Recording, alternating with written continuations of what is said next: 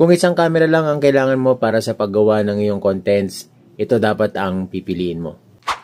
Ang Insta360 X5. Para sa akin, ito ang the best all-around camera right now. Sabay-sabay natin buksan ito para makita nyo kung ano yung mga nasa loob niya at kung ano yung mga dapat nyong i-expect.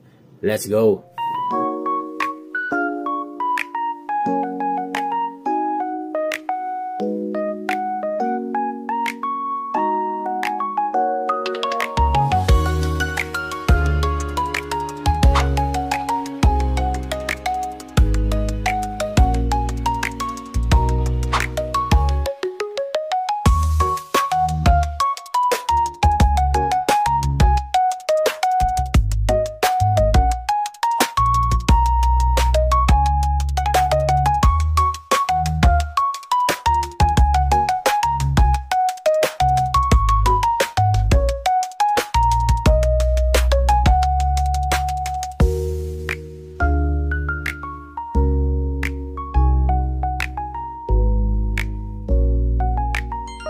Alright, so nakita na natin kung ano ang laman niya at kung paano siya i-set up.